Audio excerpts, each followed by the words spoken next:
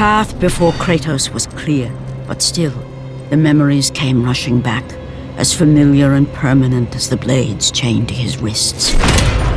Memories of what he'd done in the name of Ares. Memories of how he'd become a servant to the god of war. A beast, his humanity robbed and replaced only with the will to murder. No one was safe. Entire armies fell before Kratos and the soldiers who followed him on his unending path of conquest, all in the name of his master. Those who offered resistance of any kind were dealt with quickly. They've built this temple to offer prayers to Athena! This entire village stands as an affront to Lord Ares! Burn this village! Burn it to the ground! Emboldened by the god of war, Kratos' army was ruthless, feared throughout the world for their brutality. All that mattered was conquest in the name of Kratos, their great leader, who had become near invincible. He feared nothing. But there was something about this temple, something forbidden. All his instincts told him he should never cross its threshold. Never step inside. Beware, Kratos. The dangers in the temple are greater than you know. But the village oracle's warning fell on deaf ears. His ambition would not be denied. All who opposed him would die.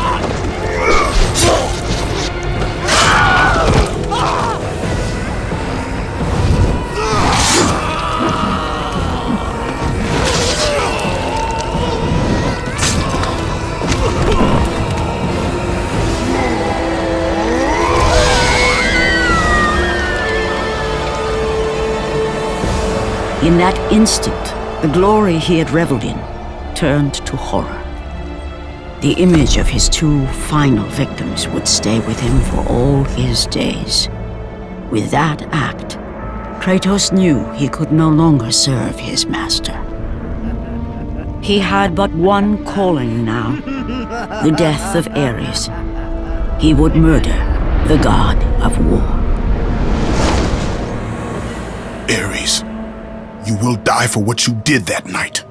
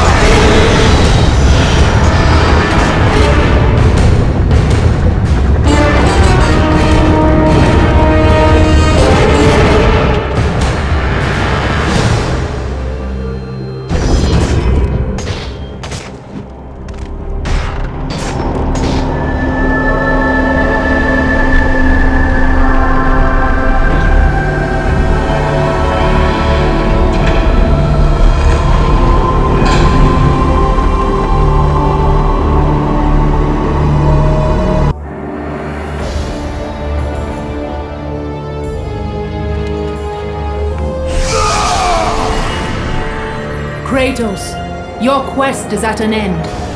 You are the first mortal to ever reach Pandora's box. There is still time to save Athens. You must bring the box back to my city and use it to kill Ares. Return to Athens, Kratos. Return and save my city.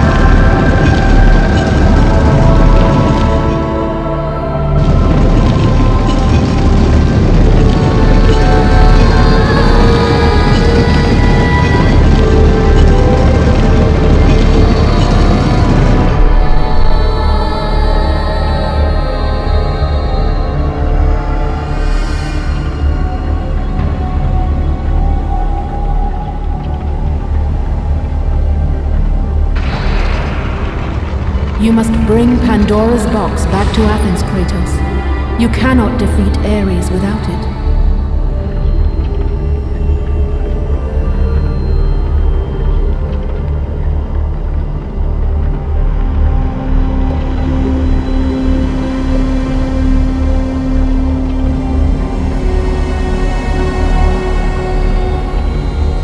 After 1,000 years, Pandora's box was at last freed of its confines.